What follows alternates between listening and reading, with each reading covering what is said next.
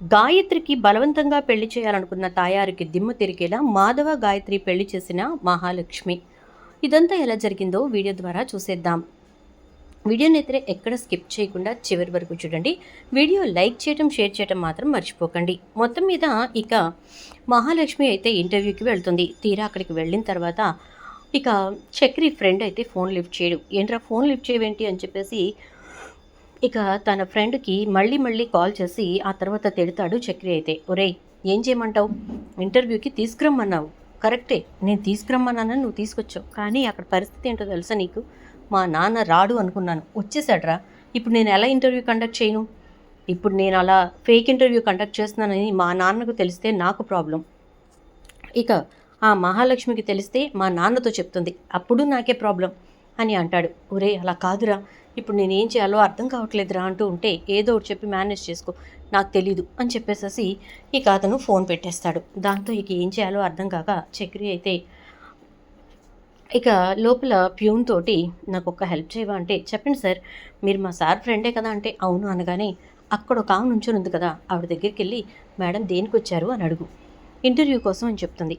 అవునా మేడం, ఈరోజు సార్ వాళ్ళు ఆఫీస్లో ఇంటర్వ్యూస్ ఏమీ కండక్ట్ చేయట్లేదు, మీటింగ్ ఉండి వేరే చోటికి వెళ్ళారు అని చెప్పవా ప్లీజ్ అని చెప్పను అనేసరికి, మళ్ళీ ఇంటర్వ్యూ డేట్ అనౌన్స్ చేసినప్పుడు రండి అని చెప్పమనేసరికి సరే సరే అయితే అని చెప్పి ఇక అతను వెళ్ళి అదే విషయం మహాలక్ష్మితో మాట్లాడి చెప్తాడు. ఇక మహాలక్ష్మి అవునా, అయితే ఇవాళ ఇంటర్వ్యూ లేనట్టేనా అంటుంది. అవును మేడం లేనట్టే, సారీ, మీరు బయలుదేరండి అని చెప్పని అంటాడు ఇక వాచ్మెన్.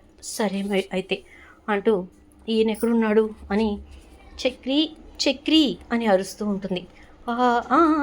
ఏమండి ఏంటి అంటూ ఉంటే, ఈరోజు ఇక్కడ ఇంటర్వ్యూ లేదంట, ఏం చేస్తాం, వెళ్దాం పద అని అంటే, అయ్యో అదేంటండి, ఇంటర్వ్యూ పెడదామని చెప్పి చెప్పడం ఎందుకు, తీరా పెట్టే టైంకి లేదని చెప్పడం ఏంటి, ఏంటో వీళ్ళు అని చెప్పేసేసి ఏం తెలియని వాడికిలాగా మహాలక్ష్మిని తీసుకుని బయలుదేరుతాడు.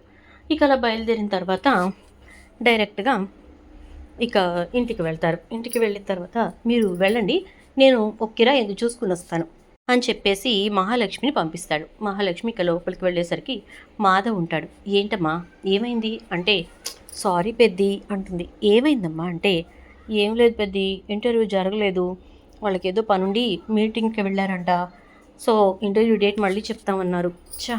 ఇంత చేసి నువ్వు సర్టిఫికేట్స్ లేకుండా ఇంటర్వ్యూకి అరేంజ్ చేసావు, తీరా చూస్తే ఇలా అయ్యింది, సారీ, నీ పేరు మొత్తం పోయింది నా వల్లే అంటూ ఉంటే, అమ్మా నేను ఒక చోటకి తీసుకెళ్తాను వస్తావా అని అడుగుతాడు.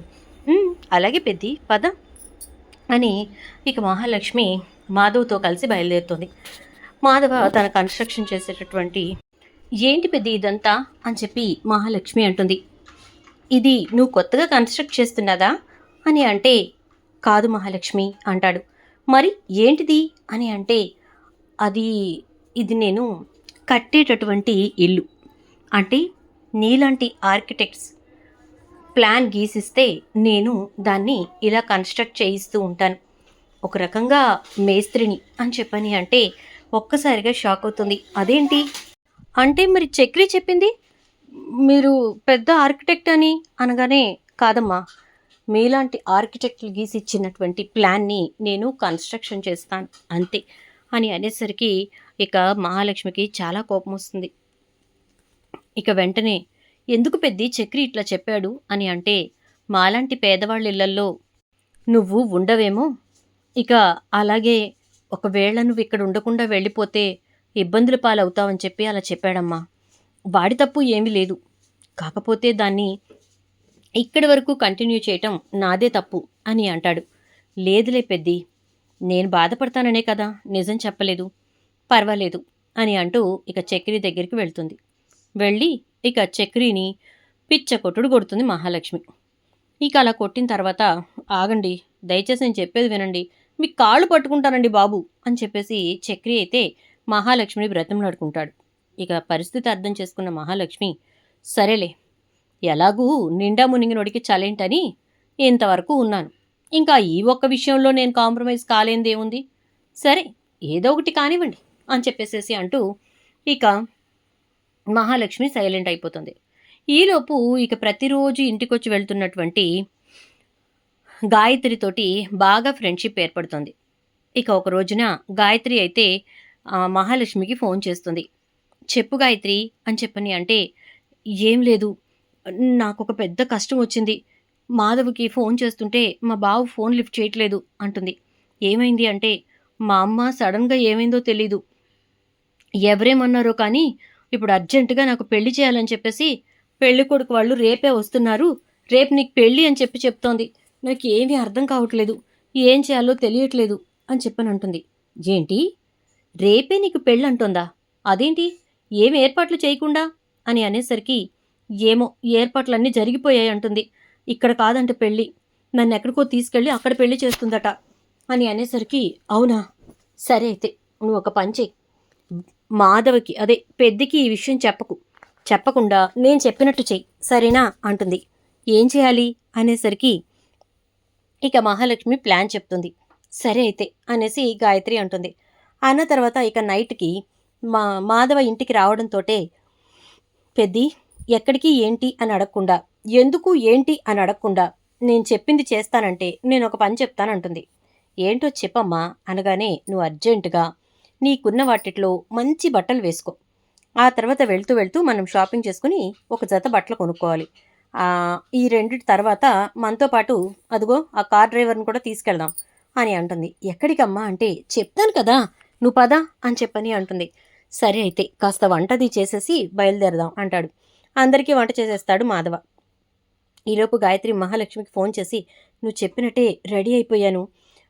ఇంకా పెళ్లి కోసమని తెచ్చిపెట్టిన చీరుంది కదా, అది బ్యాగ్‌లో పెట్టుకున్నాను అంటుంది. ఓకే ఓకే వెరీ గుడ్ అని చెప్పేసేసి ఇక మహాలక్ష్మి అయితే సరే మేము ఇప్పుడు బయలుదేరుతున్నాం. మేము కరెక్ట్‌గా నువ్వు ఎక్కడో చెప్పావు కదా, అక్కడికొచ్చి ఆగుతాం. నువ్వు అప్పటికల్లా అక్కడికొచ్చేసేయి అంటుంది. సరే అయితే అంటుంది గాయత్రి. ఇక అనుకున్నట్టుగానే ఇక్కడి నుంచి మాధవ, చక్రి ఇంకా మహాలక్ష్మి బయలుదేరుతారు. ఇక నారాయణ దగ్గరికొచ్చి, మావయ్య రేపు ఉదయాన్నే సూర్యోదయంతో పాటు మీరొక శుభవార్త కూడా వింటారు. ఇప్పుడు మేము పనుండి బయటకు వెళ్తున్నాం అని అంటే, ఏంటో కోడలు ఏం చెప్పిందో నాకు అర్థం కాలేదు కానీ, సరేనమ్మా అలాగే అయితే.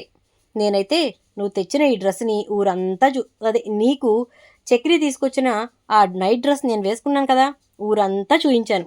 అందరూ చాలా బాగుంది, కొత్తగా ఉన్నావురా నారాయణ అన్నారు అని అనేసరికి, అవునా సరే అయితే మేము వెళ్ళొస్తాం అని చెప్పి బయలుదేరిపోతుంది. ఎక్కడికమ్మా? ఎందుకు మంచి బట్టలు వేసుకోమన్నావు? మళ్ళీ ఇంకొక జత కొనాలి అన్నావు అంటాడు మాధవ. నువ్వు పద పెద్ది అని చెప్పి ఇక గబగబా ఇక మాధవని ఇంకా చక్రిని తీసుకొని బయలుదేరుతుంది మహాలక్ష్మి. గాయత్రి చెప్పినటువంటి చోటుకు వచ్చేసరికి, ఏయ్ డ్రైవర్ ఇక్కడ ఆపు అంటుంది. ఏంటండి మీరు మరి పూర్తిగా డ్రైవర్ని చేశారు అంటే, అబద్ధాలు చెప్పేవాళ్ళు డ్రైవర్లుగానే ఉండాలి అంతే అని అంటూ ఉంటే, ఏదోలేండి అని చెప్పని చక్రి ఎంతలా బ్రతిమలాడినా కూడా మహాలక్ష్మి వినదు. ఇక ఈలోపు గాయత్రి వచ్చి గబగబా కారెక్కుతుంది. ఎక్కేసరికి మాధవ్కి ఏమీ అర్థం కాదు. అమ్మా ఏంటి గాయత్రి వచ్చింది అంటే, నువ్వు మాట్లాడకుండా కూర్చోపెద్ది, చెప్పాను కదా ఎందుకు ఏంటి ఏం అడగకూడదని అంటే, సరే అయితే అనగానే, డ్రైవర్ ఇప్పుడు నువ్వు స్ట్రైట్గా హైదరాబాద్ తీసుకెళ్ళాలి అంటుంది. హైదరాబాదా? దేనికి అని అంటే, అక్కడ ఫేమస్ టెంపుల్ ఉందంట కదా అని అంటే, అవును ఉంది అంటే, అక్కడికి ఆ గుళ్ళో కొంచెం పనుంది అని అంటుంది. సరే అయితే అని చెప్పి చక్రి అయితే ఇక తీసుకెళ్తాడు. అక్కడికి వెళ్ళిన తర్వాత పెద్దమ్మ తల్లి గుడి దగ్గరికి వెళ్తారు. అక్కడికి వెళ్ళాక ఇక పూజారి గారితోటి గబగబా వెళ్ళి మాట్లాడుతుంది మహాలక్ష్మి. సరేనమ్మా అయితే తీసుకురండి అని చెప్పేసి అంటే, ఇక మాధవ్కి ఆల్రెడీ డ్రెస్ కొంటుంది కదా, వెళ్ళి ఈ బట్టలు కట్టుకునిరా. గాయత్రి నువ్వు కూడా వెళ్ళి బట్టలు కట్టుకునిరా అంటే, ఇద్దరు వెళ్ళి బట్టలు కట్టుకుని వస్తారు. వచ్చిన తర్వాత మాధవ్ అక్కడ ఏర్పాట్లు చూసి షాక్ అవుతాడు. ఏంటమ్మా ఇదంతా, అక్కడ మా అత్త ఇప్పటికే వీరంగం వేసేసి ఉంటుంది అని అంటే, వేస్తే వెయ్యిని, అక్కడ మీరు లేరు కదా, అక్కడ ఏం జరుగుతుందో మీకు అనవసరం అని అంటూ ఉంటుంది మహాలక్ష్మి. ఇక మొత్తం మీద పంతులు గారు కూర్చొని మంత్రోచ్చారణ చేస్తూ ఉండగా ఇటు నుంచి మాధవ ఇంకా అటు నుంచి వచ్చేసి గాయత్రి ఇద్దరు కూడా పెళ్లిపేటల మీద కూర్చుంటారు. కూర్చున్న తర్వాత మొత్తానికి పెళ్ళైతే పూర్తి చేయించేస్తుంది మహాలక్ష్మి. అయిపోయిందా? అమ్మయ్యా, ఇప్పుడు ఎవరికి చేస్తుంది నిన్ను తీసుకెళ్ళి బలవంతంగా పెళ్ళి అనగానే, అంతే కదా, ఇప్పుడు నేను ఆ ఇంట్లో ఉండాల్సిన పని కూడా లేదు. ఇక మా బావతో పెళ్ళైపోయింది కాబట్టి ఇక్కడికి వచ్చేయచ్చు అంటుంది గాయత్రి. ఊర్లో వాళ్ళందరూ ఏదన్నా మాట్లాడినా గట్టిగా మాట్లాడటానికి ఇప్పుడు మనకు అవకాశం ఉంది కదా అని అంటుంది గాయత్రి. ఇక అలా అన్న తర్వాత మొత్తం మీద అందరూ కలిసి మళ్ళీ వెనక్కి బయలుదేరతారు. వెనక్కి బయలుదేరిన తర్వాత ఇక చూసి చూసి చివరాఖరికి రావడంతోటే నారాయణ అయితే సూర్యోదయం అయ్యింది, శుభవార్త వింటావని చెప్పి మహాలక్ష్మి అందే అంటూ ఉండగా, ఏమయ్యా పెద్ద మనిషి అంటూ వస్తుంది తాయారు. ఏయ్ ఏంటే నా గుమ్మంలోకి వస్తూ నన్ను పేరుతో పిలుస్తున్నావు అంటే, నేను నిన్ను నారాయణ అని పిలవలేదుగా, పెద్ద మనిషి అన్నా.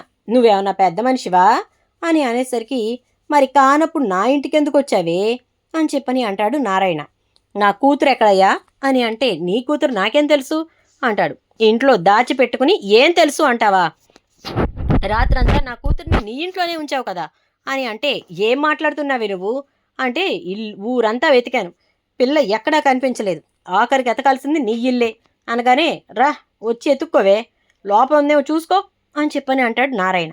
ఇక అప్పుడు, ఏమయ్యా మిమ్మల్ని తీసుకొచ్చిందెందుకు, నా ముఖం చూడడానికా, వెళ్ళి చూడండి, మళ్ళీ నేను చూసి వచ్చిన కాడి నుంచి లేనిపోయిన గొడవ అంటుంది. ఇక తనతో పాటు వచ్చినటువంటి పెద్ద మనుషులు లోపలికి వెళ్ళి చూసొచ్చి, లోపల మీ అమ్మాయి లేదు తాయారు అని అంటారు. లేదా, ఎక్కడికి పంపించావు చెప్పు, నీ పెద్ద కొడుకుని నా కూతురిని కలిపి ఎక్కడికన్నా పంపించావా, కాపురం చేసి ఓ బిడ్డను కనరండి, అప్పుడు చచ్చినట్టు మా చెల్లి ఒప్పుకుంటుందని చెప్పావా ఏంటి అనగానే, ఏంటేంటి అన్నావు అంటాడు నారాయణ. ఏం తప్పు మాట్లాడానని అంటే, మా చెల్లి అని ఏదో అన్నావు, మా చెల్లి ఎప్పుడో చచ్చింది, అది మా అన్న కలిసి చేసిన మోసానికి దానికి ఎప్పుడో నీళ్ళు వదిలేశాను, నువ్వెవరివో వచ్చి మాట్లాడుతున్నావు, నేను ఎవరితోనో మాట్లాడుతున్నాను అంతే అని చెప్పానంటే, సరేనయ్యా పెద్ద మనిషి, నువ్వన్న మాటకే వస్తా, చెప్పు ఏంటి సంగతి, నా కూతురు ఎక్కడా అంటూ ఉంటుంది. నాకు తెలీదు, చూడండి మీరందరూ వచ్చారు కాబట్టి చెప్తున్నాను, వాళ్ళ కూతురు ఎక్కడికి వెళ్ళిందో నాకు తెలీదు, నా కొడుకు నా చిన్న కోడలు నా చిన్న కొడుకు కలిసి ఎక్కడికో వెళ్తున్నామన్నారు, ఇదిగో ఇప్పుడు సూర్యోదయంతో పాటు శుభవార్త వింటానన్నారు, నేను దానికోసం ఎదురు చూస్తున్నా, అంతేగాని వాట్ ఈస్ దిస్ రబిష్ అని చెప్పని అంటాడు. ఈలోపు కారు వచ్చి ఆగుతుంది. అదిగో మా చక్రిగాడు వచ్చేసాడు, మా కోళ్ళు పెద్ద కొడుకు కూడా వచ్చారు అని చెప్పని అంటూ ఉండేసరికి ఇక కారులోంచి ఫస్ట్ మహాలక్ష్మి దిగుతుంది, తర్వాత చక్రి దిగుతాడు. ఇక మాధవ్ కోసం ఎదురు చూస్తూ ఉంటాడు నారాయణ. ఈలోపు చక్రి వచ్చి డోర్ ఓపెన్ చేసేసరికి గాయత్రి పెళ్లి బట్టల్లో మెడలో పసుపు తాడు ఇంకా మెడలో పూలదండ వేసుకుని కిందికి దిగుతుంది. ఒక్కసారిగా చూసి నారాయణ అయితే షాక్ అవుతాడు. ఇక ఆ పక్క నుంచి మాధవ్ కూడా వస్తాడు. అప్పుడంటుంది తాయారు, ఏమయ్యా ఏదో అన్నావు, నాకు తెలియదన్నావు, వాళ్ళెక్కడికి వెళ్ళారు అన్నావు, ఇంటికాడ నువ్వు కూర్చొని కోడల్నిచ్చి పంపించి పెళ్లి పేరంటం చేసి తీసుకురమ్మన్నావా, ఇదేనా నీకు తెలిసిన జ్ఞానం, ఇదేనా నీకు వచ్చినటువంటి బుద్ధి అని చెప్పని అంటూ ఉంటే, ఇదంతా నాకు తెలియకుండా జరిగింది, ఎరా ఏంటిది అని అంటే, నాకు తెలియదు నాన్న, మహాలక్ష్మి అర్జెంటుగా రా అని చెప్పేసేసి తీసుకెళ్ళింది అంటే, ఏమ్మా కోడలి పిల్ల, సూర్యోదయంతో పాటు శుభవార్త వింటారన్నావు, ఇదేనా, అది వచ్చి ఎన్ని రంకెలేస్తోందో చూడు అని అంటే, ఏమ్మా ఏంటి ఎందుకు వచ్చి మాట్లాడుతున్నావు అంటే, ఏయ్ నువ్వు పిల్ల పిచ్చుకువి పక్కకెళ్ళు అనేసరికి నారాయణ వెంటనే, నా కోడలనేమన్నా అంటే ఊరుకొని జాగ్రత్త అని అంటాడు. లేకపోతే ఏంటిదంతా అని చెప్పని తిడుతుంది. తిట్టేసరికి మహాలక్ష్మి అందుకుంటుంది. ఏమనుకుంటున్నావు, పెద్ద గొప్ప అనుకుంటున్నావా, అసలు నువ్వెవరిది, మా పెద్దికి గాయత్రికి పెళ్లి చేయటానికి వీల్లేదంటానికి, గాయత్రిని తీసుకెళ్ళి ఎవడికో ఇచ్చి పెళ్లి చేయాలనుకున్నావంట కదా బలవంతంగా, ఏడివాడు ఎవడు వాడు పెళ్లి చేసుకునేవాడు, రమ్మను, ఇదిగో ఇప్పుడు మా పెద్దికి గాయత్రికి పెళ్ళైపోయింది, ఎవడొస్తాడో రమ్మను అని అంటూ ఉంటుంది. ఇక తాయారైతే, మీ చేతులు ఇరిగిపోను, మీ కాళ్ళు పడిపోను, ఈ ఇల్లు నాశనం అయిపోను అంటూ ఉంటుంది. ఇప్పటికి పెట్టిన శాపనార్థాలు చాలేదనా, కొత్తగా మళ్ళీ పెట్టడం మొదలు పెట్టావు, నువ్వు పెట్టే శాపనార్థాలన్నీ నీ కూతురుకు కూడా వస్తాయి, గుర్తుంచుకో అంటుంది మహాలక్ష్మి. వామ్మో వామ్మో, ఏంటి మహాలక్ష్మి గారు ఇలా మాట్లాడుతున్నారు అని చెప్పని అనుకుంటూ చక్రి అయితే కంగారు పడుతూ ఉంటాడు. ఇక తాయారు ఏం మాట్లాడాలో అర్థం కాక, ఏం చేయాలో తెలియక అక్కడి నుంచి, పదండి పోదాం, ఇంకెందుకు ఆ దరిద్రపు దానికి మంచి సంబంధం చూసి పెళ్లి చేద్దాం అనుకున్నా, అది ఈ దరిద్రాన్నే కోరుకుంటే నేను మాత్రం ఏం చేయగలను, పదండి పదండి అని చెప్పి అందరినీ తీసుకుని వెళ్ళిపోతుంది తాయారు. ఇదిగో ఇప్పుడు చెప్తున్నా, నా కూతురు గాని ఏ కష్టం వచ్చిందని తెలిసిందా, కుటుంబంలో ఎవ్వరిని వదిలిపెట్టను, ఏకి పాడేస్తాను అంటూ ఉంటుంది. పోవమ్మ చాలే గాని అంటాడు నారాయణ. ఇక వాళ్ళు వెళ్ళిపోయిన తర్వాత ఇక్కడ మాధవికి ఇంకా గాయత్రికి హారతిచ్చి లోపలికి తీసుకెళ్తుంది మహాలక్ష్మి. హారతి పళ్ళం కేశవ చేతికిచ్చి దూరంగా పారబోసిరా అని చెప్తుంది. కేశవ పారబోసి, అమ్మయ్యా పెద్దన్నయ్య పెళ్ళైపోయింది, రెండో అన్నయ్య పెళ్ళైపోయింది, ఇప్పుడు నాకు లైన్ క్లియర్, ఇక నేను ఎవరినైనా లైన్లో పెట్టాలి అనుకుంటూ ఉంటాడు. అలాంటి కళ్ళు ఏమీ కనకు, ఇప్పుడప్పుడే ఏమీ నీకు అవ్వదు, అక్కడ 2 పెళ్ళిళ్ళు ఒకేసారి జరిగినట్టు, అవన్నీ క్లియర్ అయ్యి అప్పుడు నీకు అంటూ ఉంటే నువ్వు ఓగరా అంటూ వెళ్ళిపోతారు కేశవ. ఇక కన్న అయితే అన్నయ్య ఎప్పుడు ఇలాంటి కళ్ళే కంటూ ఉంటాడు అనుకుంటూ లోపలికి వెళ్తాడు. ఇక నారాయణ, అమ్మ మహాలక్ష్మి, నువ్వు కాబట్టి ధైర్యం చేసి దానికి వాడికి పెళ్లి చేసావు, లేకపోతే జీవితాంతం ఒకరి మొక్కలు ఒకరు చూసుకుంటూ ఈ వీడు ఈ ఇంట్లో అది వాళ్ళ ఇంట్లో పడి ఏడుస్తూ ఉండేవాళ్ళు అని అంటే మీకు రాత్రే చెప్దాం అనుకున్నాను మావయ్య, కానీ ఇక్కడికి ఆవిడ వచ్చి గొడవ చేస్తుందని ఊహించే, ఒకవేళ ఆవిడ వచ్చినప్పుడు మీరు ఎక్కడ ఏం నిజం బయట పెడతారోనని కంగారు పడి నేను మీకు విషయం చెప్పలేదు అంతే అని చెప్పని అంటుంది. పోన్లేమ్మా, నువ్వు మంచే చేసావు, వాడు ఒంటరిగా మిగిలిపోయాడు, ఎవరూ లేనివాడిగా ఒక్కడే అయిపోయాడు, వెనకాల తమ్ముళ్లను పెంచుకుంటూ వాడి జీవితం గురించి వాడు మర్చిపోయాడు అని చెప్పేసేసి ఎప్పుడూ బాధపడుతూ ఉండేవాడిని. ఈ రోజుకి నాకు ఆ దిగులు లేదు. నా పిల్లల్లో ఇక అలా అనేసరికి వెంటనే ఏం చేయాలో అర్థం కాక మహాలక్ష్మి, ఇప్పుడు ఎవరితో మాట్లాడాలి, ఏదైనా నేను పెద్దితోనే మాట్లాడతాను, ఇప్పుడు పెద్ది విషయం నేను ఎవరితో మాట్లాడాలి అంటే నేనున్నాను కదండి అంటాడు చక్రి. ఏయ్ నువ్వు మాట్లాడుకో, నీకు అసలు మాట్లాడే రైటే లేదు అని. అయితే అయింది, తప్పో ఒప్పో అంటూ నారాయణ దగ్గరికి వెళ్ళి, మీరు నాకు తండ్రి లాంటి వారు అంటే, అవునమ్మా, నువ్వు నాకు ఆ మర్యాద ఇస్తే చాలు అంటాడు నారాయణ.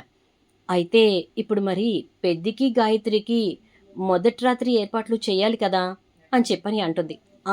చెయ్యాలి కదా, దానికి సంబంధించి అన్నీ నేను చూసుకుంటానులేమ్మా, నువ్వు కంగారు పడకు అని అంటాడు. అవునా, సరే అయితే అని చెప్పేసి అంటుంది. ఇక నారాయణ ఊళ్ళోకి వెళ్ళి ఒక 5 ముత్తైదువులకి విషయం చెప్పి వాళ్ళని కాస్త వచ్చి ఆ తంతేదో కానిచ్చండి అమ్మా కాస్త అని చెప్పని అంటే, సరే అయితే వస్తాంలే అని చెప్తారు.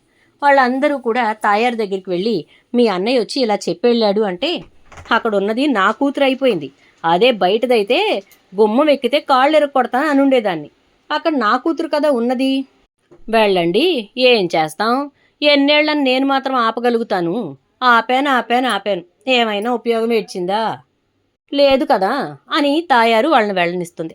దాంతో వాళ్ళంతా కూడా సాయంత్రం ఇంటికి వచ్చిన తర్వాత ఈలోపు కన్నాని, కేశవని, ఇంకా చక్రిని ముగ్గురిని పురమాయించి ఇల్లంతా చక్కగా నీట్గా రెడీ చేస్తుంది మహాలక్ష్మి.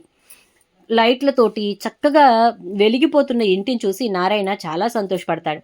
ఇక అలా అయిపోయిన తర్వాత వాళ్ళంతా వచ్చి ఇక ఇటు నుంచి మాధవకి ఇంకా గాయత్రికి మొదటి రాత్రి ఏర్పాట్లన్నీ చేసి వాళ్ళని గదిలోకి పంపిస్తారు.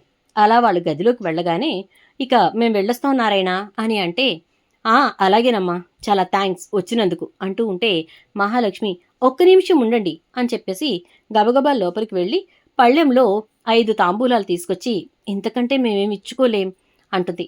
పర్వాలేదమ్మా, సాంప్రదాయం తెలియని కుటుంబం అని ఇప్పటి వరకు ఈ కుటుంబానికి పేరుంది, కానీ నువ్వు వచ్చి అన్ని లెక్కలు మార్చేశావు అని చెప్పని అంటూ ఉంటారు. అలాగే అని చెప్పి ఇక వాళ్ళని పంపించేశాక, ఈ విషయం నీకెలా తెలుసు అంటాడు నారాయణ. మా ఇంటికి ఎవరు వచ్చి వెళ్ళినా మా అమ్మ తాంబూలం ఇస్తూ ఉంటుంది, అలా తెలుసు మావయ్య అని అంటుంది. ఓ, మా కోడలకు అన్నీ తెలుసు అని నారాయణ ఉప్పొంగిపోతూ ఉంటాడు. ఇక అలా మొత్తం మీద అలా జరిగిన తర్వాత ఇక మాధవ ఇంకా గాయత్రి అయితే ఒక నిర్ణయానికి వస్తారు. ముందు ఇంట్లో అందరూ సెటిల్ అయిన తర్వాతే మనం మన జీవితాన్ని ప్రారంభించాలి. వేరువేరేళ్లలో ఉన్న మనం ఒక ఇంట్లోకి వచ్చామంతే, ఇక ఇక్కడి నుంచి మనం ఆలోచించుకుని అడుగులేయాలి అంటే, అలాగే బావా, నేను నీ దగ్గరికి వచ్చేసానుగా, ఇక ఎంతకంటే నాకేం అవసరం లేదు, ఇలాగే జీవితాంతం ఉండిపోమన్నా ఉండిపోతాను అంటుంది. అలా ఏం కాదులే అంటూ గాయత్రిని దగ్గరకు తీసుకుని పక్కనే ఒక పసిపిల్లను పడుకోబెట్టుకున్నట్టుగా పడుకోబెట్టి జో కొడతాడు మాధవ. చూద్దాం ఏం జరుగుతుందో. వీడియో నచ్చితే లైక్ చేయండి, వీడియోని షేర్ చేయండి, ఛానల్ సబ్స్క్రైబ్ చేయండి, పక్కనే ఉన్న బెల్ ఐకాన్లో ఆల్ ట్యాప్ చేయండి.